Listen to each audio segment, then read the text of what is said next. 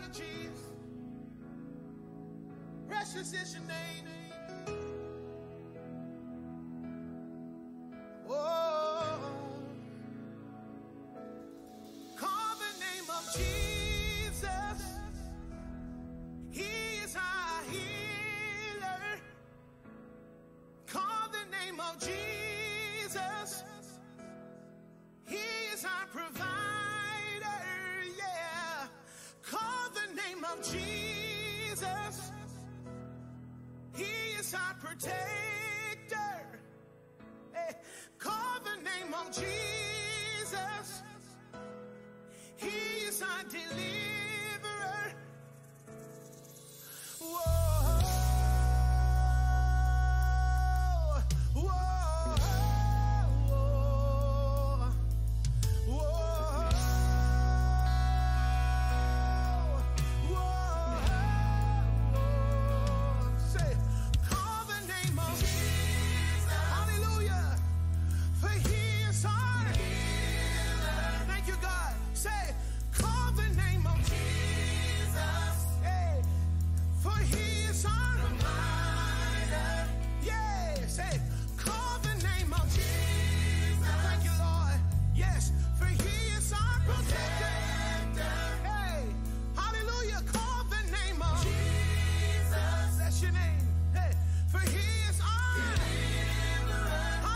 Jesus, hey, whoa.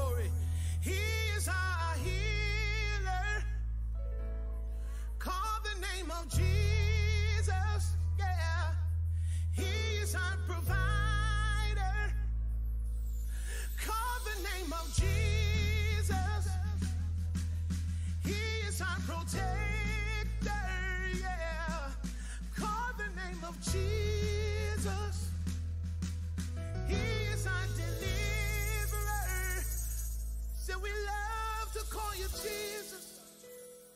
Jesus. Jesus. We love to call you Jesus. Jesus. Jesus. Hey, we love to call you Jesus. Jesus. Jesus. We love to call you Jesus. Jesus. Jesus. Love to call you Master and Savior, Healer, Redeemer. Jesus. Jesus. Jesus. Hey, Father, we love to call Jesus. Jesus.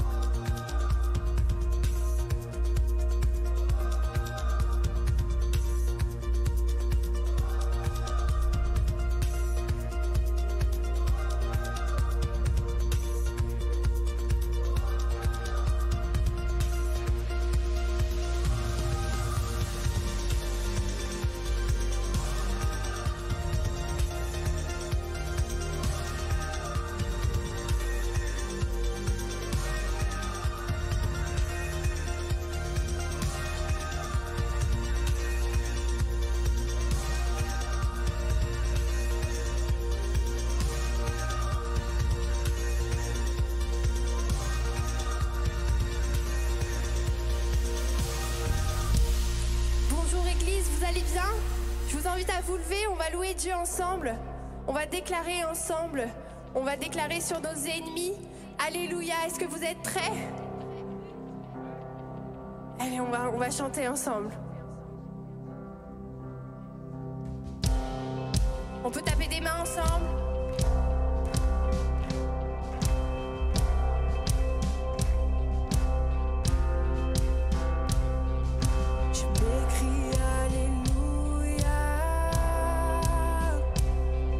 Présence de mes ennemis,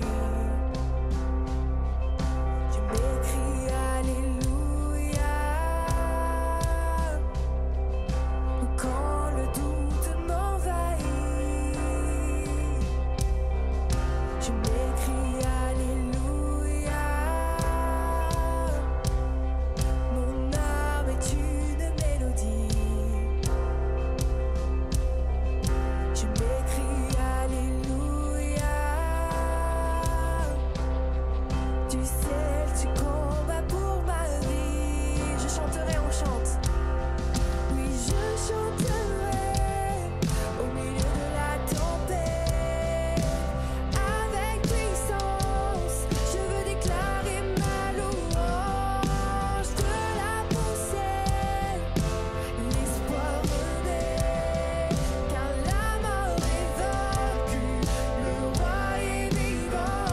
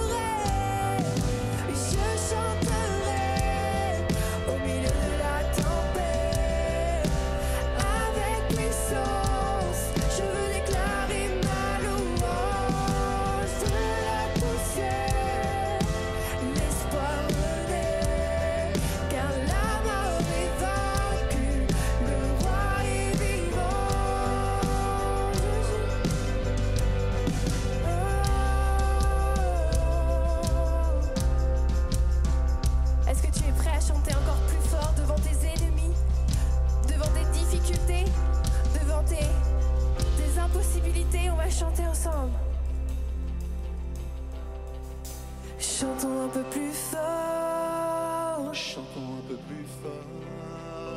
Chantons un peu plus fort. Chantons un peu plus fort. Oui, chantons un peu plus fort. Chantons un peu plus fort. Oui, chantons un peu plus fort. Chantons un peu plus fort. Chantons un peu plus fort en présence de mes ennemis. Chantons un peu plus fort. Oui, quand le doute m'envahit, Chantons un peu plus fort. mon âme est une mélodie. Chantons un peu plus fort. Dieu sait que tu combats pour ma vie. En présence de mes ennemis. Oui, quand le doute m'envahit, mon âme est une mélodie. Dieu sait que tu combats pour ma vie. Chantons un peu plus fort. Je chanterai au milieu de la tempête. Oui, avec puissance, je déclarerai ma louange. De la poussière, l'espoir renaît. Car la mort est vaincue, le roi est vivant. Oui, je chanterai au milieu de la tempête. Avec puissance, je déclarerai ma louange. De la poussière, l'espoir renaît. Car la mort est vaincue, le roi est vivant. Je m'écrie Alléluia.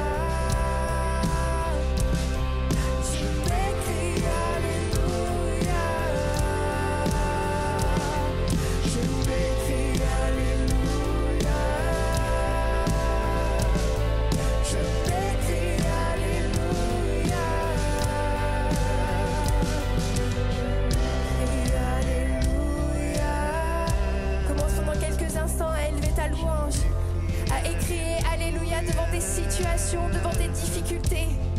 Oh, on veut dire à nos peurs, on veut dire à nos difficultés, gloire à Dieu. Alléluia qui veut dire gloire à Dieu. Oh, je m'écris Alléluia. Je m'écris Alléluia. Je m'écris Alléluia. Je m'écris Alléluia. Je m'écris Alléluia. En présence de mes ennemis. Oui, quand le doute m'envahit, mon âme est une mélodie. Tu sais que tu combats pour ma vie. Mon âme est une mélodie.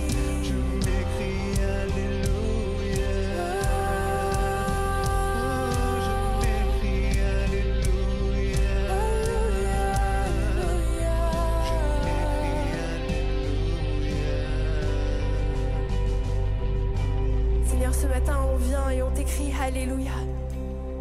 Alléluia devant nos situations. Seigneur, nous savons que tu triomphes.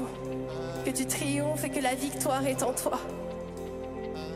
Seigneur, on veut élever notre louange vers toi ce matin. Seigneur, parce qu'on sait, Seigneur Jésus, que tu ferais un chemin. Seigneur, tu opères des miracles. Seigneur Jésus, là où il y a un mur qui se dresse devant nous, toi tu ouvres un chemin. Merci Jésus pour ta présence. Merci parce que nous savons que tu es là, Seigneur, et que tu agis parmi nous. Merci Jésus.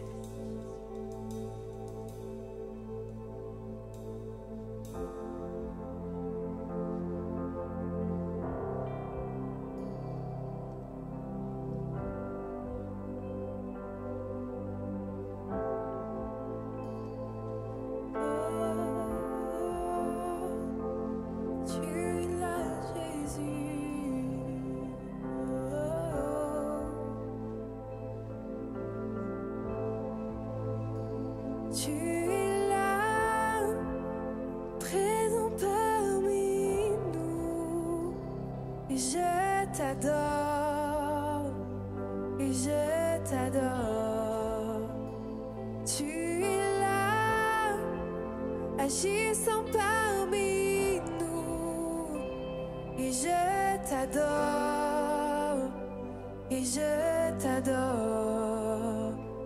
Tu es là, présent parmi nous, et je t'adore, et je t'adore. Tu es là, agissant parmi nous, et je t'adore, et je t'adore. Tu ferais un chemin, opères des miracles, tu tiens tes promesses, lumière dans les ténèbres, mon Dieu, c'est ce que tu es. Tu ferais un chemin, opères des miracles, tu tiens tes promesses, lumière dans les ténèbres, mon Dieu, c'est ce que tu es. Tu es là, transformant nos cœurs, et je t'adore, et je t'adore. Tu es là, guérissant nos cœurs, et je t'adore, et je t'adore. Tu es là, transformant nos vies, et je t'adore, et je t'adore. Tu es là, tu restaures les cœurs brisés, et je t'adore, et je t'adore. Tu fais un chemin, opères des miracles, tu tiens tes promesses, lumière dans les ténèbres, mon Dieu, c'est ce que tu es. Tu fais un chemin, opères des miracles, tu tiens tes promesses, lumière dans les ténèbres, mon Dieu, c'est ce que tu es. Tu fais un chemin, opères des miracles, tu tiens tes promesses, lumière dans les ténèbres, mon Dieu, c'est ce que tu es, c'est ce que tu es, c'est ce que tu es, c'est ce que tu es, c'est ce que tu es, nous le croyons, c'est ce que tu es, c'est ce que tu es, c'est ce que tu es, c'est ce que tu es, c'est ce que tu es, c'est ce que tu es, c'est ce que tu es, c'est ce que tu es, c'est ce que tu es, c'est ce que tu es, c'est ce que tu es. Oh, nous le croyons, c'est ce que tu es. Tu ouvrais un chemin maintenant, tu opères des miracles. Et quand je ne le vois pas, tu es là.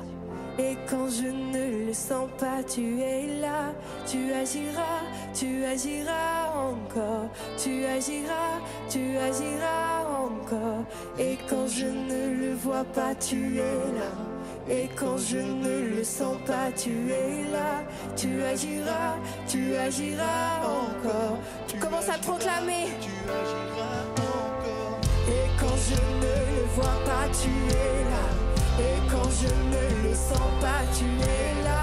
Tu agiras encore. Tu agiras encore. Et quand je ne le vois pas, tu es là. Et quand je ne le sens pas, tu es là. Tu agiras encore.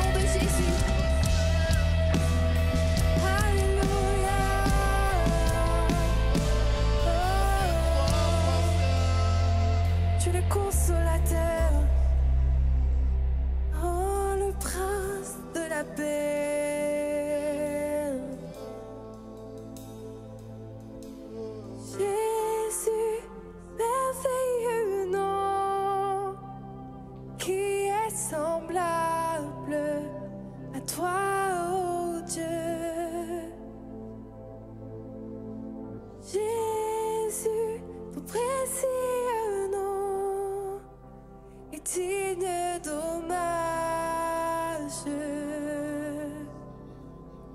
Jésus, ton merveilleux nom, qui est semblable à toi, oh Dieu.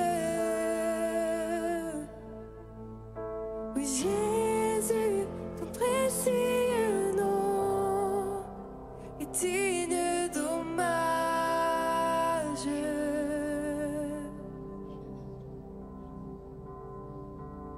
Jésus, ton merveilleux nom, qui est semblable à toi, oh Dieu. Oui, Jésus, ton précieux nom est digne d'hommage.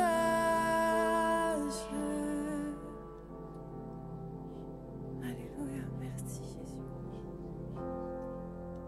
Qui est comparable à toi, Jésus. Seigneur, aucun autre nom n'est comme le tien. Reçois notre louange ce matin. Reçois notre adoration. Merci Jésus.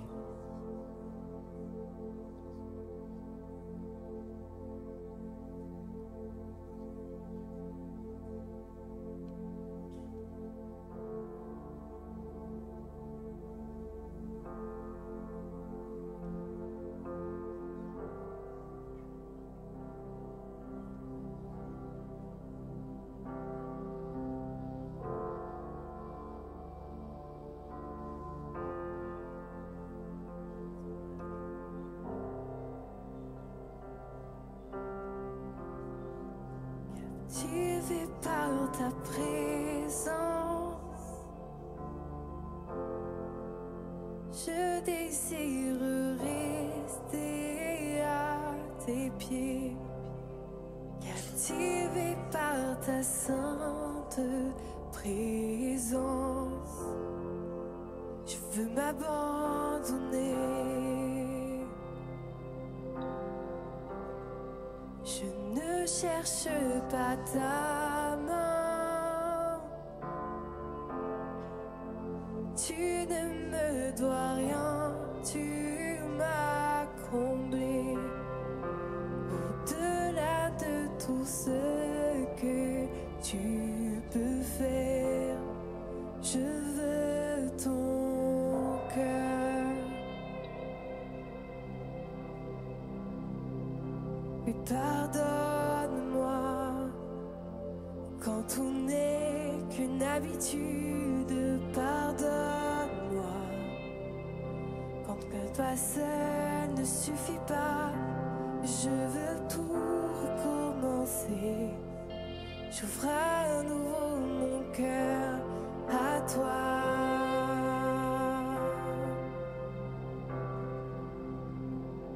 Et pardonne-moi quand je ne pense qu'à moi seul.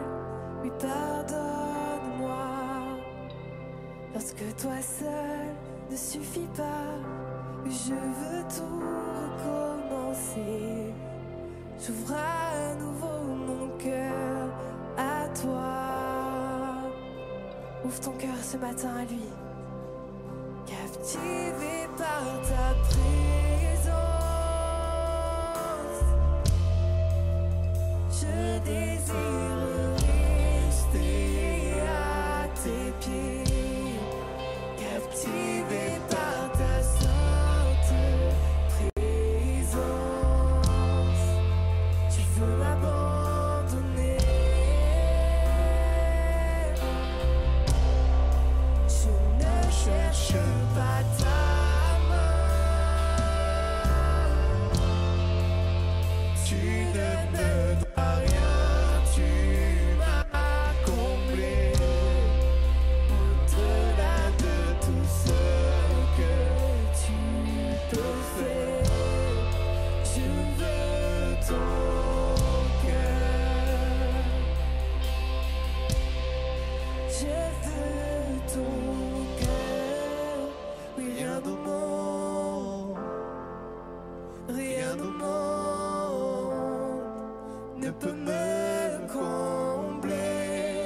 Je veux ton cœur, rien de monde, non rien de monde ne peut me combler. Je veux ton cœur, rien de monde, non rien de monde ne peut me combler. Je veux ton cœur, non rien de monde, non rien de monde ne peut me combler. Je veux ton cœur, non rien de monde, non rien de monde ne peut me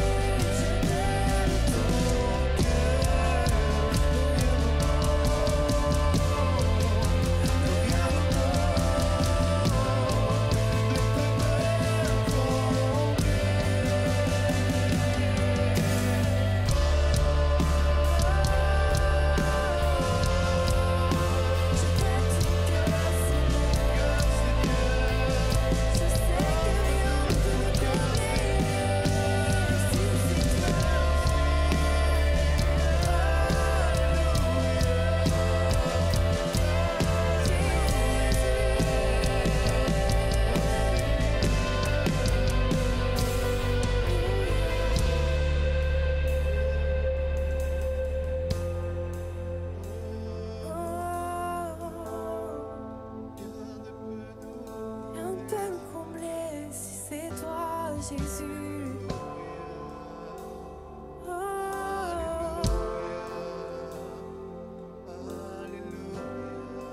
Cet homme de ce monde ne peut pas me combler. Y a que toi, Seigneur, qui peut me combler. Je veux ton cœur. Je veux ton cœur. Que ça puisse être ta prière ce matin. Je veux ton cœur, Seigneur.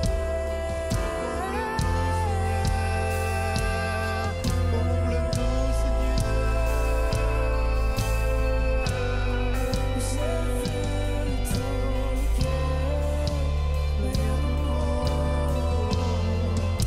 non rien de monde ne peut me combler. Je veux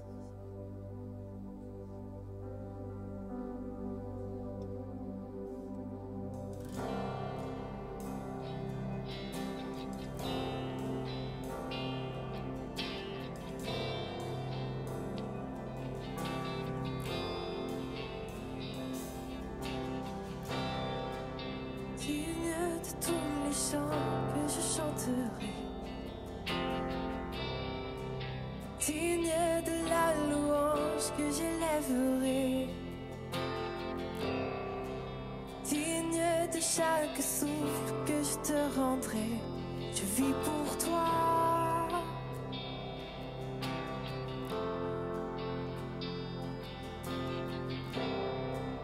Jésus, le nom au-dessus de tous les noms. Jésus, tu es le seul m'offrant le pardon. Digne de chaque souffle que je te rendrai, je vis pour toi. Je vis pour toi. Le trésor qui est semblable à toi, qui est comparable, ouvre mes yeux à ta beauté, déverse ton cœur en moi et révèle ton amour et rends-moi passionné de ce que tu es. Reprenons ensemble, dis.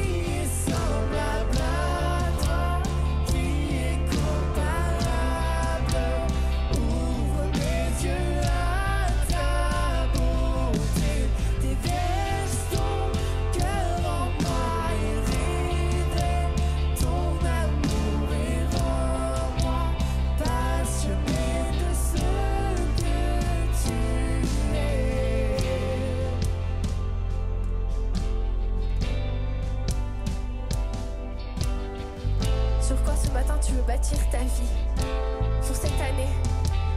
Veux-tu bâtir comme David quand il y avait l'épreuve qui venait? Il se réfugiait dans le roc. Il disait dans le psaume 18: le Seigneur est pour moi un roc, un refuge où je suis en sûreté. Mon Dieu est pour moi un rocher où je suis à l'abri du danger. Un bouclier qui me protège, une forteresse où je suis sauvée. Est-ce que tu veux bâtir comme David ta vie sur son amour? Tu veux ancrer ta foi en lui? Peu importe les épreuves, peu importe le vent peut souffler, la tempête peut arriver, il te n'arrivera rien parce que tu ne seras pas effrayé, parce qu'il sera avec toi, parce que tu auras bâti ta vie sur le roc. Fais cette prière ce matin. Je veux bâtir, Seigneur, ma vie sur toi, sur ton amour, parce que je sais que le fondement, il est inébranlable. Et je veux ancrer ma foi en ton nom seul, pas dans les hommes de ce monde, mais je veux bâtir sur ton nom, le nom de Jésus, qu'on puisse le chanter, qu'on puisse le déclarer ce matin. Je bâtis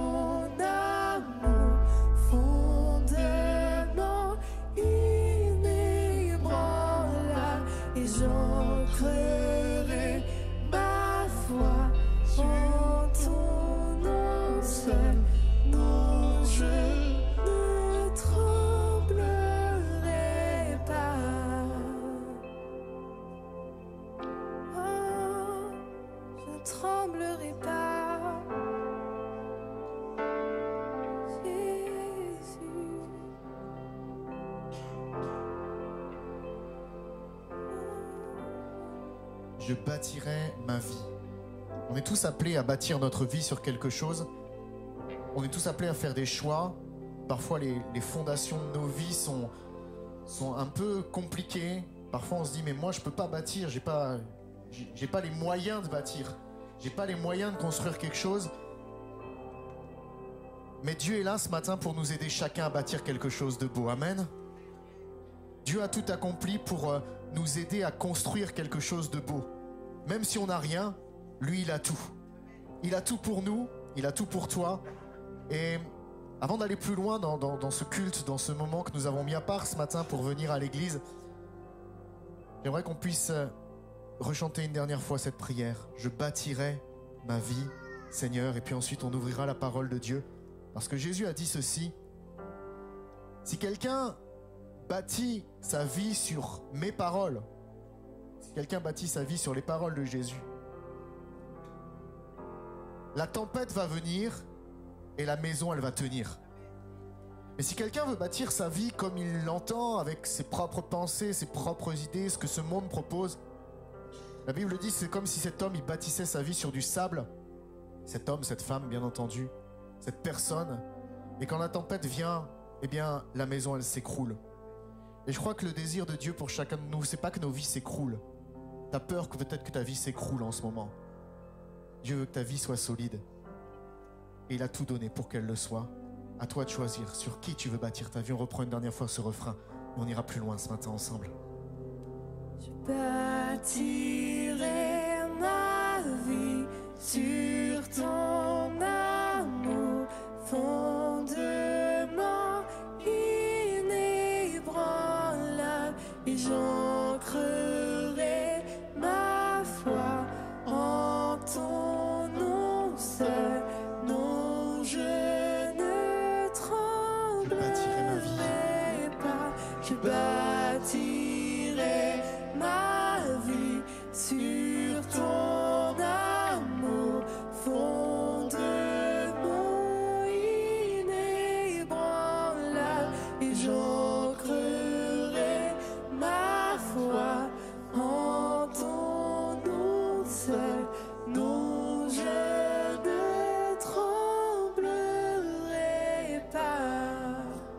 Est-ce qu'on peut acclamer l'œuvre de notre Seigneur?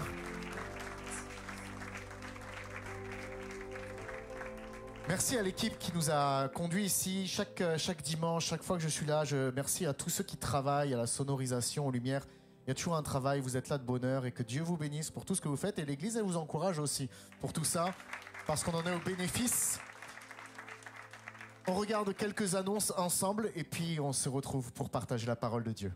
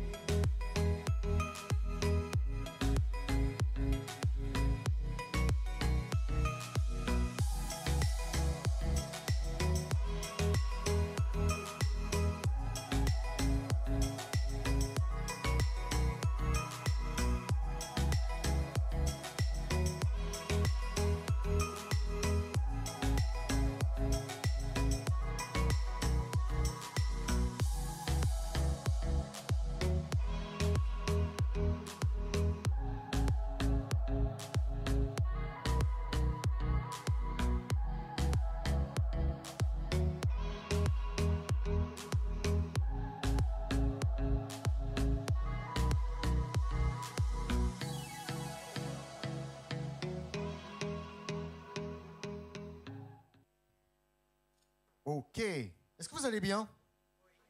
Vous me semblez fatigué ce matin. Vous me semblez frigorifié. Que se passe-t-il? Est-ce que quelqu'un a eu froid ce matin? Moi, ce matin, il y avait du gel. Écoutez bien. Il y avait du gel dans ma voiture. Donc d'habitude, tu sais, tu grattes avec le truc là, à l'extérieur de ta voiture. Tout le monde le fait. Le matin, on se voit avec les voisins, on gratte. Salut, ça va? Clac, on gratte. Mais là, moi, ce matin, j'ai dû gratter à l'intérieur de ma voiture. Purée, je dois avoir un problème, c'est pas possible. Je ne sais pas si vous avez eu ce problème-là, mais en tout cas, je vois qu'on est tous quand même bien arrivés et on va se réchauffer. D'accord? On va se réchauffer. On va se réchauffer ensemble. Un jour, il y avait des disciples qui marchaient. La Bible raconte cette histoire. Il y a des disciples qui marchaient, puis ils n'avaient pas trop le moral, ils n'étaient pas trop bien. Et il y a quelqu'un qui est venu marcher avec eux, qui a parlé avec eux. Et en marchant avec eux et en parlant avec eux, eh bien, ils ont dit, notre cœur, il commençait à brûler. Et vous savez pourquoi? C'est Jésus qui marchait avec eux. Et leurs yeux n'étaient pas ouverts, ils s'en sont pas aperçus tout de suite, mais c'est Jésus qui marchait avec eux. Quand Jésus marche avec nous, il réchauffe nos cœurs et nos vies. Et je crois ce matin qu'à l'écoute de sa parole, eh bien, le Seigneur va réchauffer nos cœurs et nos vies. Ce matin, le pasteur Sébastien Bunel, votre pasteur, n'est pas là parce qu'il est parti en déplacement dans une autre église. Alors des fois, il va dans des églises pas très loin. Moi aussi, je me déplace beaucoup, hein, mais là, il est dans une église au Canada ce matin. Enfin, dans quelques heures, parce que probablement, il est en train de dormir au moment où je suis en train de parler. Mais il va se réveiller, il sera dans une église au Canada. Et il lui est arrivé une petite péripétie, on s'est eu hier en visio. Et puis, il me dit, Sébastien, je suis bien arrivé, mais mes valises ne sont pas arrivées. Mais l'aéroport lui a dit, pas de problème, vous inquiétez pas, vos valises sont arrivées. Alors, ces valises sont parties à Toronto, puis elles sont revenues à Montréal. Mais il a attendu, et elles ont disparu. Donc comme il était en jogging pour aller à l'église, quand tu es invité en plus dans une église, il était en train de faire des courses hier soir, ou cette nuit pendant que vous dormiez, afin de pouvoir être présentable. Donc on pense à lui, à Christelle, et puis on prie pour que Dieu les bénisse. Amen. Ce matin, nous ici, on est réunis et on va partager, et on continue de partager cette série qui s'appelle Sanctifica, un appel à vivre dans la sainteté. Et ce matin, j'ai intitulé mon message d'une certaine manière. Ce matin, j'ai intitulé mon message « Est-ce que tu es formidable ou est-ce que tu es formidable ?» Est-ce que ça dit quelque chose à quelqu'un? Vous écoutez la radio, vous, hein? Il y a quelques années. Ça vous fait penser à quelqu'un forcément. Ce message, ce matin, je veux qu'il s'adresse à des croyants, je veux qu'il s'adresse à des non-croyants. En fait, on a tous la capacité de croire en quelque chose. On croit tous en quelque chose. Parfois, on croit en des bonnes choses. Parfois, on croit en des choses qui sont peut-être étranges pour certains. Mais on a tous en nous la capacité de croire. C'est-à-dire de mettre notre foi dans quelque chose, soit dans une parole, soit dans une personne. Parfois, on met la foi dans une personne et quand on met sa foi dans une personne, on est souvent, j'ai envie de dire, on est tout le temps, on sera tôt ou tard déçu. Oui ou non? Que celui qui n'a jamais été déçu sorte de la pièce ce matin. Je suis à peu près sûr de garder tout le monde. Bon, si quelqu'un sort, c'est ainsi, mais on croit tous, on a tous la capacité de croire en l'homme. C'est forcément se mettre face à des déceptions, mais quand on croit en Dieu, je crois qu'on n'est pas déçu. Et nous, à l'Église, nous croyons en Dieu le Père, amen. Nous croyons en Christ, le Fils de Dieu. Nous croyons au Saint-Esprit, amen. Nous croyons en la puissance de la résurrection. L'apôtre Paul dira, mais si on ne croit pas en la résurrection, notre foi ne sert à rien. On croit que Jésus est mort sur la croix et on croit qu'il est ressuscité. Et on croit aussi qu'il revient bientôt pour chercher tous ceux qui ont cru en lui. Ça, c'est notre credo. Ça, c'est notre foi. J'aimerais vous dire ceci. On croit aussi en la vie éternelle, mais en entendant la vie éternelle, il faut vivre sur cette terre. Et vivre sur cette terre, vous êtes d'accord avec moi, c'est pas toujours facile. Vous avez probablement avec vous votre carte d'identité. Vous avez votre carte d'identité ce matin? Vos papiers, monsieur. C'est important d'avoir ça. Et sur ta carte d'identité, sur ma carte d'identité, il y a ma date de naissance, il y a mon nom, il y a mes prénoms. Vous voulez savoir mes prénoms? En fait, je ne m'appelle pas Sébastien. Il n'y a pas longtemps, j'ai rencontré quelqu'un depuis toujours, je l'appelle Tony. Depuis toujours, tout le monde l'appelle Tony. Et j'ai découvert cette semaine qu'en fait, il s'appelait Antoine. Il y a des surprises, hein. Je m'appelle un peu Sébastien, mais je ne m'appelle pas que Sébastien. Mon vrai prénom, c'est un prénom composé. Je ne sais pas pourquoi mes parents ils ont choisi ça. Je m'appelle Sébastien Paul. Voilà, ça c'est sur ma carte d'identité. Hein. Vous en savez plus sur moi. Je suis un homme, je tiens à préciser. Je suis né, c'est écrit sur ma carte d'identité aussi, et je suis né à Brest. Qui connaît Brest? Le bout du monde, la Bretagne. C'est magnifique, c'est magnifique. Pour ceux qui aiment l'humidité. Mais, vous voyez, en fait, sur notre carte d'identité, il y a la preuve. Il y a des traces qu'on est né sur la terre. Et quand on est sur la terre, mes amis, eh bien, il y a quelque chose de formidable. Et il y a quelque chose aussi qui n'est pas toujours formidable. Je m'explique. On est loin d'être parfait dans la vie. Vous êtes d'accord avec moi? On est loin d'être saint dans la vie. Et par nature, on est compliqué à l'intérieur de nous.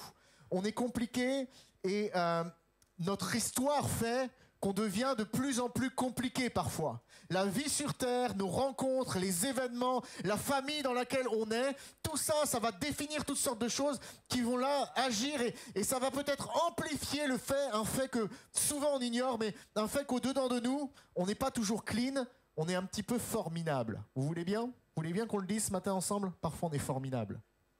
Et je note ceci, il y a quelqu'un qui a dit merci. Alors, je vais vous dire ceci. Je suis formidable. D'accord? Je suis. Tu le dis si tu veux. Mais je note ceci. On a envie d'être bien.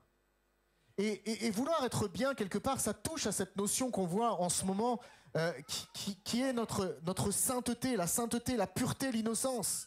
Et j'ai envie de dire, notre sainteté, notre pureté, c'est comme un cahier d'école. Le premier jour de l'année, tout est si beau et si raffiné. Et quand l'année est terminée, tu ne sais même plus où écrire tellement il y a de déchirures, de graffitis, de dessins, de taches, d'erreurs, de mauvaises notes et tout ce que tu veux. Notre sainteté dans la vie, c'est un peu comme ça, comme un cahier d'école. Comme un cahier d'école. Je me rappelle une fois devoir prendre les notes pour une personne de ma classe. C'était au collège, j'étais petit. Et ce jour-là, mes amis, j'ai pris les notes d'une manière magnifique. C'était un cours de biologie, je m'en souviens encore. Et donc, j'écrivais le cours de biologie, j'ai écrit le titre en majuscule et j'ai souligné avec la règle. J'ai écrit premier point, en belles lettres, tout attaché. Et j'ai souligné en rouge parce que c'était le premier point. Point 1, point B. Et je prenais toutes les notes et j'écrivais parfaitement. C'était tellement beau. Jamais de ma vie, j'avais pris un cours aussi bien que ça. C'était magnifique de A à Z. Pas une faute avant d'écrire le mot. Je me le répétais dans la tête. Non, ça, il y a un A avec accent, il y a un A sans accent. J'espère que ce matin, il n'y aura pas de faute d'orthographe sur mon PowerPoint. J'ai oublié de le faire relire par ma femme. Mais, écoutez-moi bien. Ce jour-là, j'avais fait une copie magnifique. Et vous savez pourquoi j'avais fait une copie magnifique ? Parce que la personne pour qui je prenais les notes, c'est une fille que j'aimais beaucoup. Hey. Mais ça me fait dire quelque chose. Ça me fait dire que quand on aime, on s'applique. Quand on est amoureux, on fait des efforts incroyables. Quand t'es fiancé, que t'es amoureux, tu vois ta fiancée, elle a les cheveux dans le vent, tu dis « Oh, ils sont si beaux, tes cheveux dans le vent !» Puis quand t'as 40 ans de mariage, tu vois ta femme avec les cheveux en vrac, tu dis « Tu t'es pas coiffé ce matin ? T'as vu comment ça change ? Vrai ou pas ?» Je vois des femmes qui regardent leur mari. Wow. Ok. Mais en vrai, l'amour, ça nous motive à faire les choses bien. Et c'est un moteur. Et ça doit être un moteur. Et j'aimerais vous dire ceci. Souvent, on voit la sainteté comme inaccessible, mais on le souligne ensemble ce matin, c'est important. C'est peut-être la racine même du message qu'on partage ensemble ce matin, c'est que la sainteté est atteignable uniquement que par amour. C'est pas juste un devoir religieux. Et notre sanctification, puisque c'est un mot qu'on utilise, eh bien, parfois, c'est comme une résolution, j'ai appelé ça, une résolution de musculation de début d'année. Au début d'année, t'as tout le monde qui veut faire des efforts, tout le monde s'inscrit à la salle de sport. Moi, ça commence le 1er janvier, je vois quelqu'un qui me fait « check, c'est vrai, on va à la salle de sport ». Moi, ça commence le 1er janvier, ça termine le 2. Voilà. C'est très court, mais j'ai suivi tout le programme que je m'étais fixé. Il faut que je fasse attention quand même. Faut faire du sport, faut prendre soin de sa santé. Mais la sanctification, l'envie d'être saint, parfois, c'est comme une résolution de musculation de début d'année. Le 2 janvier, c'est terminé. Il faudrait que ça dure un petit peu plus longtemps quand même. Il faudrait que ça soit tout le temps présent. J'aimerais lire avec vous un texte ce matin qui se trouve dans l'évangile de Matthieu, au chapitre 22, au verset 34. Vous allez écouter ce texte, je vais vous le lire. Et on va voir à partir de ce texte comment Dieu nous amène à saisir combien nous avons besoin de sa sainteté et par quels moyens il veut que nous l'atteignions. Le texte du jour, donc Matthieu 22, 34, je vous mets le contexte. Il y a des religieux qui viennent poser des questions à Jésus. Et les religieux, vous êtes d'accord, c'est censé être des gens bien. D'accord ? Quand quelqu'un te dit qu'il est religieux, tu te dis, il est censé faire quelque chose de bien. Quand il y a un problème dans la religion dans notre pays, dans les autres pays aussi, mais je peux vous dire que les médias, ils y vont. Parce que si tu dis de faire le bien et que par derrière, tu fais le mal, si tu dis que tu as une vie sainte et que par derrière, tu fais tout et n'importe quoi qui n'est pas saint, bah là, t'étonnes pas d'avoir les gens sur toi. On est d'accord ? Et là, c'était des religieux, c'est-à-dire des gens qui voulaient tout le temps montrer qu'ils étaient bien. Ils venaient à Jésus et ils vont lui poser une question. Et il est écrit ceci, les pharisiens, c'est le nom des religieux qui venaient vers Jésus, c'était une partie de la religion juive, apprirent qu'il avait réduit au silence les sadducéens, donc c'est d'autres religieux. Et donc ces religieux-là se rassemblèrent, et l'un d'eux, qui était professeur de la loi, posa cette question à Jésus pour le mettre à l'épreuve. « Maître, quel est le plus grand commandement de la loi ? C'est quoi le plus important dans la parole de Dieu ?» Jésus lui répondit, « Tu aimeras le Seigneur ton Dieu de tout ton cœur, de toute ton âme et de toute ta pensée. C'est le premier commandement et le plus grand. Le plus grand des commandements, c'est d'aimer Dieu. C'est une histoire d'amour. Et voici le deuxième qui lui est semblable. Tu aimeras ton prochain comme toi-même.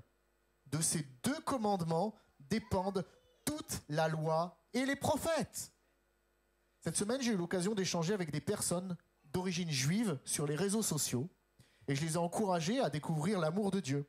Et ces personnes m'ont répondu, oui, on aimerait bien, mais la Torah, l'Ancien Testament, si vous voulez, ou la Bible, cette personne m'a dit, j'aimerais bien la lire, parce que c'est mes origines, j'aimerais bien la lire, mais c'est compliqué.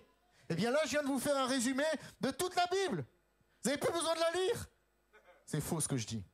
Pour ceux qui nous suivent en ligne en ce moment, c'est faux ce que je dis. Tu as besoin de lire la parole de Dieu.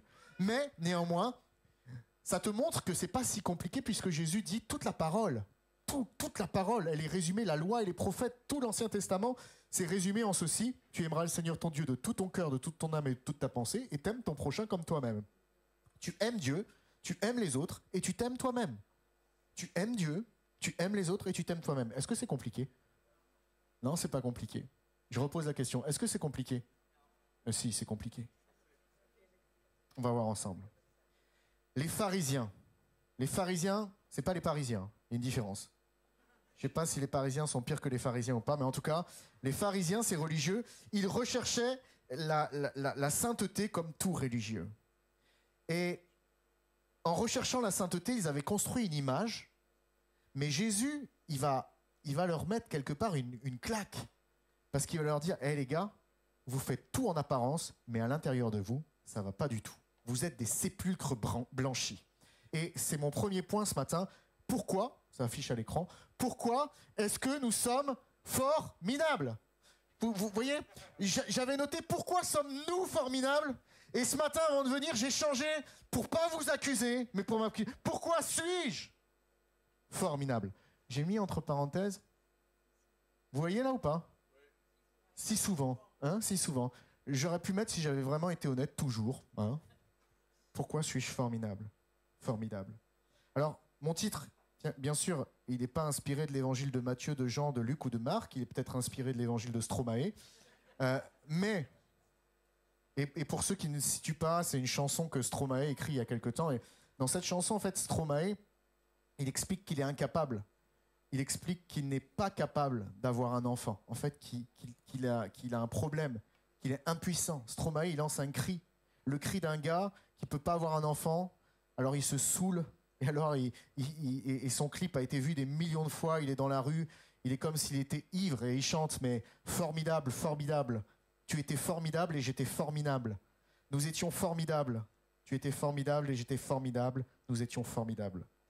Et Stromae, à un moment, dans son chant, il va aller vers quelqu'un et puis il va se sentir jugé. Et puis, ah oui, vous êtes saint, vous. Il va dire ça. Vous êtes saint, vous. Parce que lui, il ne se sent pas très saint, il se sent incapable. Et j'aimerais vous dire que dans notre vie, on est loin d'être saint et on est tous comme Stromae. Stromae, pourtant, vous savez ce que ça veut dire?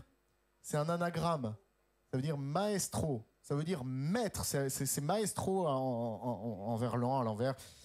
Et ça veut dire maître. Mais on a beau s'appeler maître, on voit qu'on ne maîtrise pas grand-chose dans la vie. Et on a l'impression parfois, si tu as une position où tu es un chef dans ton travail, que tu domines sur les autres, que tu peux commander, que tu peux dire à un tel, fais ceci, à l'autre, fais cela. Tu es peut-être un chef dans ton travail, mais tu n'es peut-être pas capable de dominer sur ta propre vie. C'est terrible. Parce qu'au fond de nous, on est formidable. Parce que la Bible dit qu'on est tous des pécheurs. On est tous des pécheurs. Et pourtant, au milieu de tout ça, il y a cette parole qu'on a entendue de Jésus qui dit tu aimes ton prochain comme toi-même, donc on est obligé, on est appelé à s'aimer nous-mêmes. D'accord? Et c'est mon petit point, c'est mon point 1. On est appelé à aimer qui l'on est. On est appelé à aimer qui l'on est. Tu es appelé à t'aimer toi-même. Mais c'est pas toujours facile de s'aimer soi-même parce que peut-être tu te sens minable, parce que tu te sens incapable, parce que tu te sens sale. Y a toutes sortes. Hein. Quand j'écoute beaucoup, vous le savez, j'aime écrire des chansons, mais j'écoute beaucoup des chansons à la radio. Il y a toutes sortes de chansons tout au long de l'histoire qui parlent de ça. En ce moment, je crois que c'est M. Pokora qui chante « Viens, on aime qui l'on est ». Vous l'avez entendu ça? Et on aime qui l'on est. Il y a plus longtemps, il y en a une qui disait « Si maman, si. Si maman, si tu voyais ma vie. Mon avenir reste gris et mon cœur aussi. » C'est triste quand même. Si on voyait vraiment ce qui se passe dans nos vies, si on voyait vraiment là ce qui se passe à l'intérieur en nous-mêmes, si ce matin ton cœur était projeté sur le vidéoprojecteur, tu partirais en courant, moi je partirais en courant, on partirait tous en courant. Mais Dieu ne t'a pas appelé à venir ici pour que tu partes en courant. Dieu t'a appelé à venir ici pour te montrer qu'il t'aime et que malgré toi-même, il t'aime. J'aime cette phrase qui s'affiche à l'écran maintenant. Jésus t'aime et t'accepte tel que tu es. Mais il t'aime trop pour te laisser tel que tu es. Et ça, nous avons besoin de le comprendre. Parce que ce que Dieu veut, c'est notre sainteté. C'est une vie qui soit belle à ses yeux. Nous sommes forminables parce que notre nature même est une nature de péché. c'est la Bible qui le dit et on le comprend très bien dans ce que l'on vit. Et on ne peut pas mettre de filtre comme sur Instagram dans nos vies. On peut pas tromper Dieu, on peut peut-être tromper les autres, on peut tromper le monde, on peut avoir des beaux filtres, vous savez. Tu peux être une personne avec plein de rides, et puis tu mets un filtre, et puis tu te retrouves à l'âge de 19 ans. On ne trompe pas Dieu, on ne peut pas mettre de filtre. Il faut regarder tel que l'on est ce matin. Et Dieu nous appelle à nous regarder tel que l'on est. Et ce que l'on est, parfois, est bien marqué par toutes sortes de choses. J'aimerais vous dire ceci, deuxièmement, sur ce fait qu'on est formidable, c'est que rien sur cette terre ne peut nous améliorer. Rien sur la terre ne peut nous améliorer. Tu peux prendre tous les coachs, tu ne vas pas vraiment t'améliorer au-dedans de toi. Tu peux faire toutes les séries de travail sur toi-même et puis sur ton...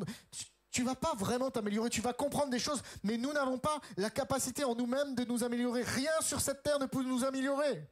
La preuve, quand quelqu'un fait vraiment le mal, où il va? En prison. Quand on ressort de prison, je regarde les chiffres et tout ce qui se passe, mais la prison, c'est censé, entre guillemets, changer les hommes et les femmes, leur faire comprendre que ce qu'ils ont fait n'est pas bien.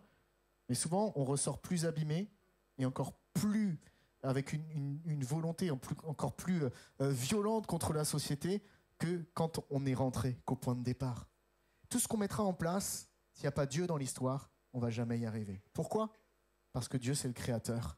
Parce qu'il nous a donné le manuel pour notre vie dans sa parole. Il a tout donné dans sa parole pour qu'on puisse bien vivre. Alors quelqu'un va dire, oh là là, déjà que je ne lis pas les consignes des manuels Ikea, alors je ne vais pas lire la Bible. C'est pas la peine, c'est trop compliqué. T'inquiète pas, c'est simple. Et si l'amour, tu le comprends de Dieu, tu vas vouloir lire la Bible. Personnellement, mes amis, je me sens formidable, bien souvent, dans mes réactions, dans mes pensées. On regrette parfois. Je ne sais pas comment elle a été ta semaine. Il y a des semaines peut-être où tu te dis que tout va bien, il y a des semaines où tu te dis que tout va mal. Oh, moi, ma semaine, elle a mal commencé. Vous savez pourquoi? Parce que j'ai fait un tournoi de foot lundi soir dernier. J'ai fait 8 matchs. Ça m'est jamais arrivé de ma vie, je suis fan de foot. J'ai fait 8 matchs. J'ai perdu mes 8 matchs. Jamais j'ai connu ça. J'étais désespéré. Je rentrais dans ma voiture, je dis mais c'est pas possible. Seigneur. Et, vous savez, j'étais en train de penser. Et dans ma tête, j'ai entendu cette parole de Jésus. Les derniers seront les premiers. Je dis c'est bon, j'ai gagné. Ah là là, il y a des fois où ça va pas du tout. Il y a des fois où tu as l'impression d'être un loser, d'être un perdant, d'être un minable. Alors des fois, c'est les circonstances qui sont comme ça. Des fois, ça vient de toi aussi. Souvent, quand on regarde nos vies, on dit « Ouais, mais si je suis comme ça, c'est parce que dans ma famille, c'était pas facile. » Et quand je regarde mon histoire, j'ai plein de raisons de me dire « Mais Sébastien, t'as grandi dans une famille, dans un contexte qui était vraiment pas facile, pas évident. C'est normal que tu sois comme ça. Mais ça sert à rien de trouver des excuses. On trouvera toujours des gens qui sont responsables du mal que l'on fait. Depuis le début. Quand Adam, Dieu est venu le voir, il lui a dit « Mais qu'est-ce que tu as fait ?» Il a dit quoi? « Ah oui, c'est vrai, je me suis trompé. » Non, Adam était marié, donc qu'est-ce qu'il a dit? « C'est la faute de ma femme. » Et la femme, qu'est-ce qu'elle a dit? « C'est la faute du serpent. » Et le serpent, qu'est-ce qu'il a dit? Il n'a rien dit, c'était le diable, c'était le tentateur. Donc lui, il a juste provoqué. Et tu vois, on cherche des raisons pour lesquelles dans nos cœurs et dans nos vies, ça ne va pas. Des raisons pour lesquelles on réagit mal, des raisons pour lesquelles on justifie qu'on fait ça. Tu vois, moi, pasteur, si je fume, si je prends de la drogue, c'est parce que ma vie, elle est trop dure à supporter, parce que j'ai pas de travail, parce que j'ai été abusé dans ma jeunesse, parce que j'ai connu toutes sortes de choses. Et on a toujours une raison. Et parfois, ce sont des raisons violentes, et humainement parlant, ce sont des raisons valables, mais on va toujours pousser sur les autres le problème. Mais même si les autres sont formidables, il faut surtout regarder à nous d'abord. Et voir que cette nature qui est en nous, eh bien, elle a besoin de changer profondément. Regardez avec moi ce qui est écrit dans l'épître de Paul aux Romains. C'est une épître qui a bouleversé la face de l'humanité, l'épître aux Romains. Vous savez pourquoi? Surtout nous en Europe ces dernières années, parce que Martin Luther, qui étudiait la parole de Dieu, qui était un moine catholique religieux en Allemagne, il étudiait la parole de Dieu et son métier, c'était enseigner l'épître aux Romains. Et en lisant la Bible, il a découvert une chose. C'est que c'était pas en faisant des bonnes œuvres qu'on gagnait le ciel, c'est pas en faisant des bonnes œuvres qu'on devenait bien, Mais c'est parce que Dieu opère un miracle en nous qu'on est capable de faire des choses bien. Et en fait, depuis des années et des années, le catholicisme, et presque le catholicisme politique de l'époque, disait partout aux gens, faites du bien si vous voulez gagner le ciel. Il disait, donnez de l'argent. Donnez de l'argent. Tu veux une pause pour la photo? Donnez de l'argent si vous voulez gagner le ciel. Vous pourrez mettre de l'argent à la fin du culte ici. D'accord? Mais vous ne faites pas pour gagner le ciel. Vous faites, si vous avez envie, de tout cœur pour soutenir l'œuvre de Dieu. Mais en fait, et on leur disait, mais tout ça, si vous voulez le pardon des péchés, si vous voulez être saint, il faut faire des bonnes œuvres. Il faut faire des bonnes actions. Faites ABA, faites ceci, faites cela. Et dans toutes les religions, quasiment, vous trouvez ce principe. Il faut faire le bien pour gagner la faveur du ciel. Dans l'islam, c'est comme une balance. Et tu vois, tu sais que tu fais le mal, mais si tu fais le bien, tu essayes de compenser un peu. Et au final, tu ne sais même pas à la fin si tu es sauvé ou pas. Mais moi, je ne veux pas de ça. Moi, je veux saisir la parole de Jésus-Christ, qui est venu pour tout pardonner, tout effacer, et qui nous donne la capacité de faire le bien, non pas pour gagner le ciel. C'est lui qui l'a gagné pour nous. Amen. Est-ce qu'on peut acclamer l'œuvre de Dieu ce matin? C'est lui qui l'a fait pour nous. Et dans l'Épître aux Romains, il est écrit ceci. Nous savons que la loi a été inspirée par l'Esprit de Dieu, mais moi je suis comme un homme livré à lui-même, vendu comme esclave au péché. En effet, je ne comprends pas ce que je fais pas ce que je veux, et en effet, je ne comprends pas ce que je fais, je ne fais pas ce que je veux, et c'est ce que je déteste que je fais. Et si je fais ce que je ne veux pas, je reconnais par là que la loi est bonne. En réalité, ce n'est plus moi qui le fais, c'est le péché qui habite en moi, car je sais que le bien n'habite pas en moi, c'est-à-dire dans ce que je suis par nature. Le bien n'habite pas en nous, mes amis. C'est la parole de Dieu qui le dit. Vouloir le bien est à ma portée, mais non l'accomplir. Je ne fais pas le bien que je veux, mais je fais ce que je ne veux pas, et je le commets. Si donc je fais ce que je ne veux pas, ce n'est plus moi qui le fais, mais c'est le péché qui habite en moi. Lorsque je veux faire le bien, je découvre cette loi, c'est le mal qui est à ma portée. Waouh, quel constat. Et puis il continue en disant ceci. Dans mon être intérieur, je prends plaisir à la loi de Dieu. Mais je vois bien qu'une autre loi est à l'œuvre dans tout mon être. Elle combat la loi qu'approuve ma raison, et elle fait de moi le prisonnier de la loi du péché, qui agit dans mes membres. Malheureux que je suis. Je suis formidable, il est en train de dire. Je suis formidable. C'est ça, hein, on est d'accord ou pas? Qui me délivrera de ce corps voué à la mort? Dieu soit loué, c'est par Jésus-Christ notre Seigneur. En résumé, parce que vous vous dites, purée, c'est dimanche matin, moi j'entends jamais des trucs compliqués comme ça, tu vois. En résumé, moi-même, je suis par la raison au service de la loi de Dieu, mais je suis dans ce que je vis concrètement esclave du péché. On a tous envie de faire le bien et d'être bien. Mais dans la réalité, on n'y arrive pas. Mais il est écrit ceci, le chapitre passe, et il est écrit maintenant donc, il n'y a plus de condamnation pour ceux qui sont unis à Jésus-Christ. Amen. Ça veut dire quoi? Ça veut dire que même si nous sommes formidables ce matin, à cause de toutes nos pensées, de tous nos actes, de tout ce qu'on a fait, de tous les choses dont on a honte, bien même si on est formidable, il y a ici dans ce lieu un Dieu qui nous aime et un Dieu qui est formidable. Amen. Pourquoi Dieu est formidable? Et là j'ai mis entre parenthèses, il est éternellement formidable. Il est éternellement formidable. Il est formidable parce que cette sainteté qu'il nous demande d'avoir dans nos vies, il ne l'a pas placée comme quelque chose comme ça pour nous montrer que ça peut être bien. Il a dit, cette sainteté, je vous la donne. Et comment il nous la donne? Il nous la donne à travers de Jésus-Christ, on vient de le lire. Amen. Jésus, c'est la clé. C'est la clé pour que notre vie sur cette terre cesse d'être un enfer. Jésus, c'est la clé, c'est le pont qui relie la terre et le ciel. Jésus, c'est la clé de tous nos problèmes, la clé de toutes nos histoires, la clé de tous nos soucis. Jésus-Christ est la clé. Amen. Et il a ouvert la porte de la grâce à la croix. Il a tout donné pour nous, afin qu'on puisse saisir la sainteté et vivre la sainteté. Si Dieu appelle à la sainteté, je note ceci, tu peux afficher. Dieu nous appelle à la sainteté, et la sainteté, c'est un appel d'amour.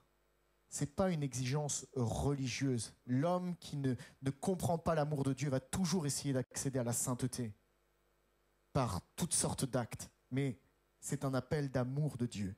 Si Dieu nous demande d'être saints, c'est parce qu'il sait qu'être saint, c'est bien pour nos vies. Être saint, vous voyez, il faut qu'on se détache de la petite image du chanteur à la croix de bois, la petite main reliée comme ça, et puis tout gentil. Être saint, c'est plus que ça. Être saint, j'ai noté ceci, c'est être bien. C'est être dans le bien. C'est être bien avec Dieu, c'est être bien avec nous-mêmes, et donc bien avec les autres. Tu aimeras Dieu, tu aimeras ton prochain, tu t'aimeras toi-même. Et en fait, être saint, c'est un état de vie dans lequel on est dans le bien et dans lequel on est bien. Est-ce qu'on est d'accord avec ça? Est-ce qu'on veut saisir ça? Et cela va vraiment dans le sens du texte qu'on a lu ensemble au début. La sainteté, c'est le fait de vivre en harmonie et en accord avec Dieu. Nous en avons fait un code de conduite religieuse, admirable peut-être humainement, mais impossible à atteindre. Mais la sainteté, c'est un état de cœur qui réjouit Dieu et qui te réjouira toi-même et qui réjouira les autres. Être saint, c'est pas juste une exigence de Dieu, mais c'est une condition pour être bien. C'est une condition pour être heureux, c'est une condition pour notre vie. Dieu est formidable. Dieu est formidable. Et au milieu de tous nos problèmes, de tous nos soucis, il est celui qui va venir nous aider. Vous savez, la réalité de la vie, et je vais bientôt terminer, je vais inviter l'équipe de louanges à venir, mais la réalité de la vie fait qu'il y a tellement de choses qui viennent nous attaquer et nous déstabiliser et qui veulent altérer le fait qu'on se sente bien. Comment faire quand la collègue de travail te fait des avances? C'est une réalité de la vie. Comment faire quand ton patron te fait des avances? T'es marié, tu réponds quoi? Et même si t'es pas marié, tu réponds quoi? Comment faire devant une offre de pot de vin intéressante quand on a des contrats de travail, quand on te dit bon écoute, si jamais tu signes ce contrat avec ton entreprise, si tu es un commercial, tu vois, on fera une faveur, on va te donner ça. Comment tu fais dans ces cas-là? Tout ça, ça joue avec le bien. Tout ça, ça joue, qu'on soit croyant ou qu'on ne soit pas croyant, on le sait. À l'intérieur de nous, il y a la pensée de l'éternité, à l'intérieur de nous, il y a une conscience, il y a toutes sortes de choses qui sont là. Et le monde dans lequel on vit va sans cesse nous pousser à faire des compromis, à aller écouter des choses qu'on ne devrait pas écouter, à aller voir des choses qu'on ne devrait pas voir, à côtoyer des gens qu'on ne devrait pas toujours côtoyer. Et il y a des choix à faire. Et dans la vie, on ne peut pas dire oui à tout. Le véritable amour ne dit pas oui à tout. On est dans une société ultra tolérante. Oui à tout. Vas-y. Vas-y, vas-y. Mais le véritable amour, il dit non. Si tu dis oui à un tout petit enfant tout le temps, il va se brûler, il va faire tomber une casserole d'eau bouillante sur lui, il va faire des bêtises. Parce que j'aime mes fils, je leur dis non. Parce que j'aime mes filles, je mets des limites sur leur téléphone portable. Parce que j'aime mes enfants, je suis obligé de mettre des limites. On est obligé de mettre des limites. On est dans une société qui dit « Ah, finalement, non. » On est bien tel qu'on est. Disons oui à tout. À tous nos pensées, à toute cette nature qui est à l'intérieur de nous. Le véritable amour de Dieu dit non. La véritable grâce de Dieu dit non. Comment faire quand tu commences à dire des choses fausses sur quelqu'un, à donner des faux témoignages? Comment faire quand tu es prêt à perdre la face et puis que la seule solution, ça semble de dire un mensonge? Dis à ta collègue, dis à ton patron, non. Oui, pour le travail, mais non pour autre chose. Dis à ceux qui te proposent de l'argent facile, non. Dis la vérité. Arrête de dire des faux témoignages. Surveille ce que tu dis avec ta bouche. Parce que tout ça, c'est pas très sain finalement. Face à nos côtés les plus minables, Dieu est formidable et il nous a envoyé Jésus. Et en terminant ces instants, j'aimerais te dire, fais place à quelque chose que Dieu a donné à travers Jésus, c'est la grâce. La grâce, elle rend la sainteté possible. La grâce, c'est ce que Jésus a fait à la croix pour toi. Et par la grâce de Dieu ce matin, eh bien, je peux faire que tout ce que j'ai fait de mal soit effacé. Mais vraiment effacé. C'est pas juste un mot. Jésus efface nos fautes et nos péchés. Amen. Il efface tout.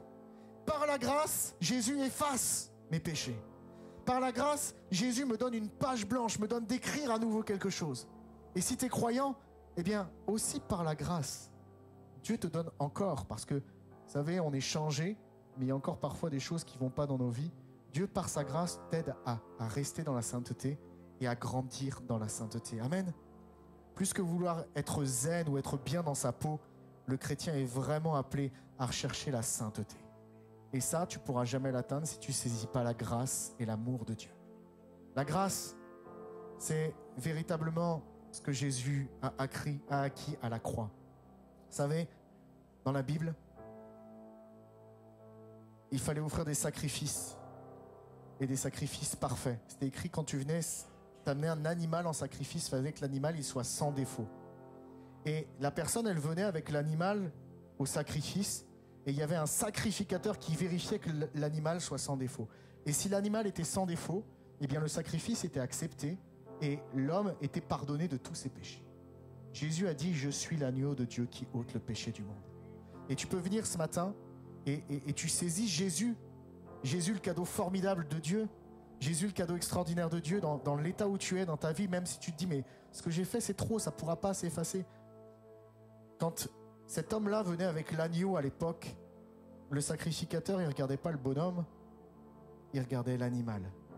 Et Jésus a dit, je suis l'agneau de Dieu. Et quand tu crois en Jésus, eh bien Dieu, il ne regarde pas la saleté de ton cœur, jeune homme, jeune fille, homme, femme, mais il regarde la beauté de l'agneau. La beauté de l'agneau. L'agneau qui a sacrifié sa vie à la croix, qui est mort pour prendre nos fautes et nos péchés. Et c'est ça la grâce. Ce que Dieu veut, c'est qu'on progresse tous dans la grâce, dans la sainteté. Et j'aimerais donner quelques conseils pratiques pour terminer. On peut passer à la diapo suivante. Encore la diapo suivante. Et encore la diapo suivante. J'ai noté ici quelques petits conseils pratiques pour nous aider dans notre marche avec Dieu. J'ai noté, médite la Bible de façon assidue avec des efforts de mémorisation. Ça va t'aider à être dans la sainteté. Cultive une hygiène de la pensée. Laisse pas des mauvaises pensées s'installer. Les cultive pas. Quand elles arrivent, dis non, c'est pas ça que je veux cultiver dans le jardin de ma vie, Seigneur. Je veux porter des bons fruits. Et c'est toi qui me donnes de porter des bons fruits, Seigneur. Prie. Reste en connexion. Il y a un mot qui est encore plus beau, parce que connexion, c'est un mot, parce qu'on est tous connectés aujourd'hui, mais reste en communion avec Dieu, en communication avec Dieu. C'est ça la prière. Prie. Parle-lui. Tu peux prier en ce moment. Discipliner son corps. J'ai mis sans tomber dans l'ascétisme. Ça veut dire, laisse pas ton corps, ta chair, tout diriger dans ta vie. L'église, ça c'est important aussi pour maintenir une vie dans la sainteté. Participer à la vie communautaire. Annoncer l'évangile. Parce qu'on a une bonne nouvelle. Et que l'évangile, c'est pas réservé seulement à des pasteurs. Moi, je passe ma vie, parce que Dieu m'a demandé de passer ma vie à faire ça. Dans le train, je parle de l'évangile. Dans un restaurant, je parle de l'évangile. Dans un café, je parle de l'évangile. Dans une boîte de nuit, j'y vais pas. Mais à la sortie, je veux bien annoncer l'évangile. Dans l'église, j'annonce l'évangile. Quand je chante, j'annonce l'évangile. Quand j'ai mes voisins chez moi, j'annonce l'évangile. Partout, tout le temps, sans cesse. Et annoncer l'évangile, ça implique que tu surveilles ton témoignage soit authentique. Et puis aussi, se servir des épreuves de la vie, parce qu'on passe parfois par des choses difficiles. Et à travers les choses difficiles, le Dieu de l'évangile veut nous façonner, veut nous parler, veut nous emmener plus près de lui. Alors, dernièrement, et tu peux mettre cette dernière diapo. C'est vrai qu'il y avait ce texte, mais je vais passer ce texte. Je vais aller directement à la dernière diapo. Ça, c'est un livre que je lis en ce moment. Il y en a peut-être qui l'ont lu. On me l'a offert il y a quelques jours. Alors, j'ai décidé de le lire. Ça s'appelle « Toujours y croire ». Olivier Giroud, vous ne connaissez pas, c'est un footballeur. Et en fait, il explique dans son livre toutes ses difficultés depuis qu'il est né. Je vous invite à lire ce livre, à vous le procurer. Vous pouvez l'avoir à la FNAC. Et dans 3 semaines, quand je l'aurai terminé, vous pouvez me demander, je vous le prête si vous voulez. Mais vous me le rendez parce que c'est un cadeau. Hein. Et il dit qu'il a rencontré beaucoup de difficultés. Et puis il raconte, c'est marrant parce que nous on voit à la télé, pour ceux qui aiment le football, les matchs, tout ça. Il raconte à l'intérieur comment ça se passe. Les tensions, toutes sortes de choses. Et en fait, c'est un gars qui a fait beaucoup d'efforts dans sa vie. Qui a travaillé beaucoup. C'est un il bosse, il travaille, il a fait des efforts. Mais malgré tous ces efforts, son livre dit toujours y croire. Parce qu'il faut croire que tu travailles pour quelque chose, mais toujours y croire, surtout parce qu'il croit en Jésus. Amen. Et il croit en la grâce. Et il explique comment la grâce de Dieu l'accompagne dans tout ce qu'il fait, dans sa vie. Et j'ai noté ceci, c'est que malgré tous ses efforts, À la Coupe du Monde précédente, là ils sont encore allés en finale, mais à la Coupe du Monde précédente, on a gagné une 2e étoile. Vous vous rappelez? Et en fait, lui, il explique que dans toute la Coupe du Monde, il n'a pas marqué un seul but. Et il est attaquant. Il n'a pas marqué un seul but, il a fait tous les efforts. Et en fait, il explique, nous on voit les matchs comme ça, on les voit souffler, on les voit... Mais en fait, il explique combien c'est douloureux à l'intérieur, qu'il ne comprend pas pourquoi. Et le seul moment où il peut marquer un but, il lève la balle va rentrer dans le but, et Kylian Mbappé, clac, il arrive, il pousse le ballon. Et il parle de ça, il dit, il aurait pu laisser, mais il a choisi de marquer, mais c'est normal, parce que quand on est attaquant, on a envie de marquer. Mais là, même là, il se fait voler son but, quoi. Il marque pas un but, mais pourtant, à la fin, il est champion du monde. Il a le titre. Et laissez-moi vous dire, mes amis, dans nos vies, parfois on manque tous les buts. Parfois on n'est pas très bon. Parfois on est formidable. Mais Jésus, lui, il est formidable. Il a marqué le but pour nous. Et il veut faire de nous plus que des champions du monde. Il veut faire de nous des enfants de Dieu qui vivront avec lui dans le ciel. Oui, je veux bâtir ma vie sur Jésus. On termine ce matin. Je vous invite à vous lever tous ensemble. Et j'aimerais vous dire ceci. Jésus a tout accompli pour nous. La sainteté n'est pas un acte religieux, mais c'est un acte d'amour. Est-ce que tu peux mettre ces dernières phrases qui s'affichent sur l'écran?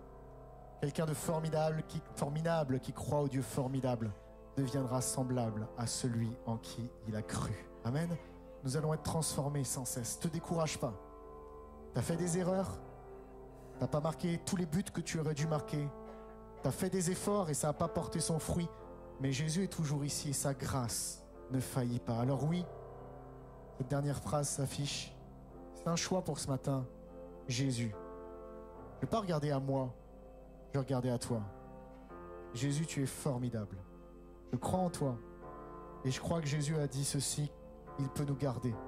Amen. À celui qui peut vous garder de toute chute, dit la Bible, et vous faire paraître un jour dans le ciel, inébranlable, fort, parfait, changé à son image. C'est lui, c'est Jésus. Et c'est le centre de tout. Alors ce matin, on apporte notre misère, on apporte notre manque de sainteté et on laisse Dieu nous transformer. Amen. Ça coûte combien, Dieu qui nous transforme? Ça coûte juste ta foi. Ça coûte juste de croire. Ça coûte juste ta décision. Seigneur, je ne veux pas repartir de ce lieu comme je suis venu. Je décide de te suivre. Je décide de marcher avec toi. Je décide de revenir avec toi, Seigneur. Même si ta vie, c'est une ruine. Même si ta vie, elle est en ruine actuellement. Prends la décision, dis, on va reconstruire ensemble. On va reconstruire ma vie de prière, ma sainteté, on va la reconstruire ensemble. Et Jésus est celui qui va faire ce miracle dans ta vie. Amen. Alors tous centrés sur Christ, on reprend les paroles de ce chant dans lequel Anaïs nous a conduit tout à l'heure. On veut bâtir notre vie sur Jésus. Je viendrai une dernière fois, on va prier et on terminera ces instants. Que Dieu vous bénisse, mes frères et sœurs, ce matin, et que Jésus soit le centre de ce moment maintenant. Amen.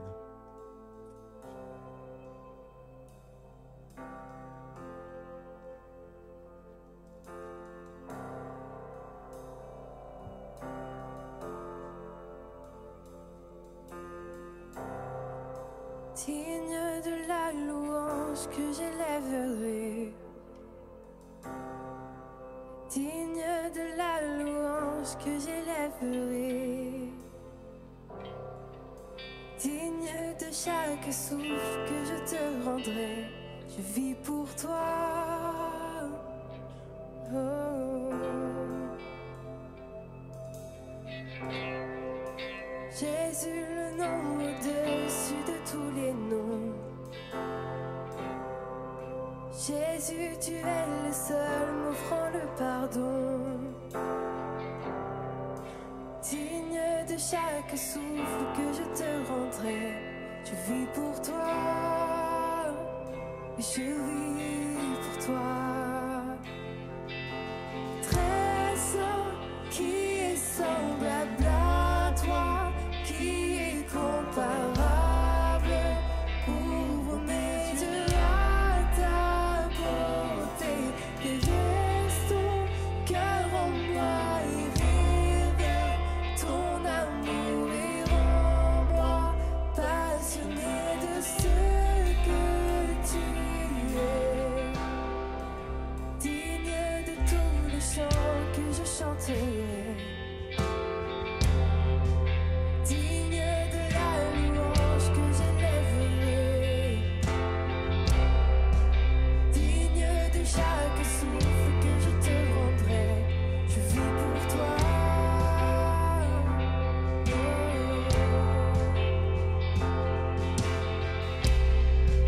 Jésus, le nom au-dessus de tous les noms. Jésus, tu es le seul m'offrant le pardon. Digne de chaque souffle que je te rendrai. Je vis pour toi. Je vis pour toi. Très saint, qui est semblable à toi, qui est comparable. Ouvre mes yeux à ta bonté, déverse ton cœur en moi et rire ton amour est en moi, passionné de ce que tu es. Très saint, qui est semblable à toi, qui est comparable. Ouvre mes yeux à ta bonté, déverse ton cœur en moi et rire ton amour est en moi, passionné de ce que tu es.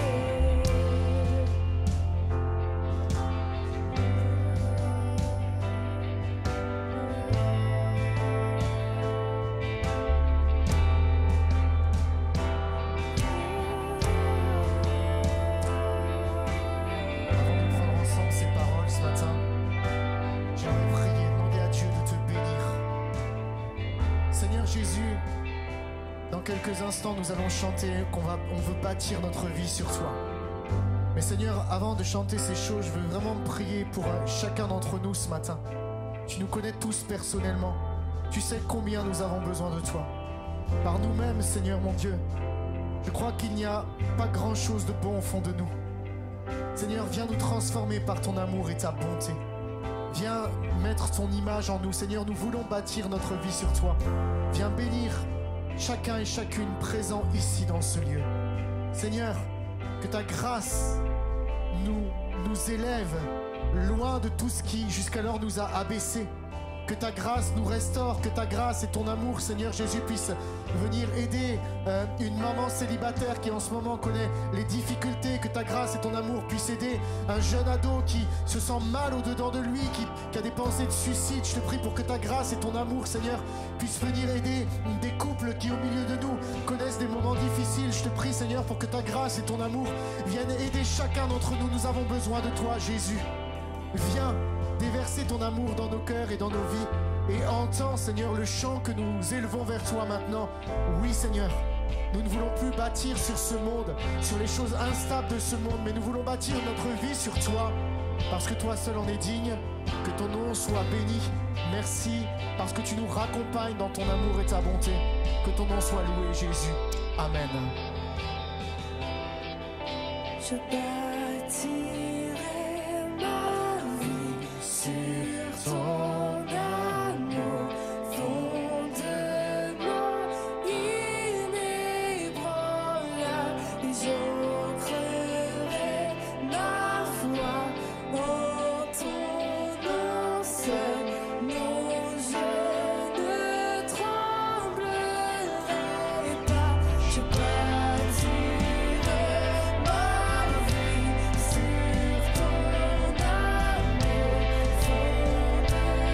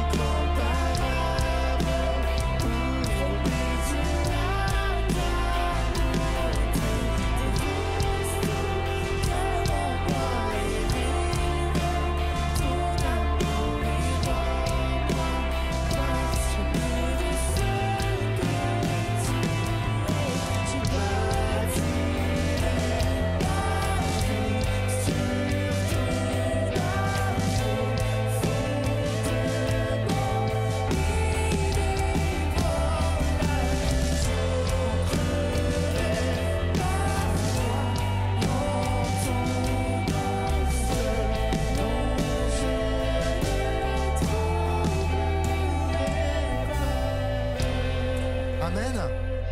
Est-ce qu'on peut acclamer notre Seigneur?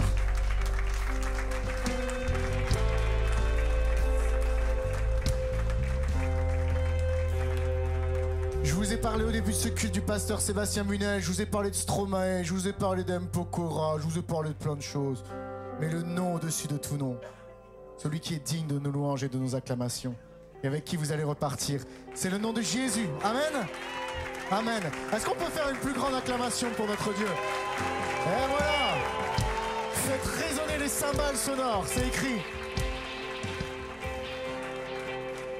Je vous souhaite un bon retour à chacun et à chacune, que Dieu vous bénisse, bon appétit. Si vous voulez apporter votre offrande ce matin, vous pouvez déposer votre offrande ici. Et puis on se retrouve mercredi, ensemble, à 19h, et également dimanche prochain à 10h30. Soyez bénis, bon retour à chacun et chacune. Et puis, il y a quelque chose qui vous attend dans le hall, comme chaque dimanche. Au revoir.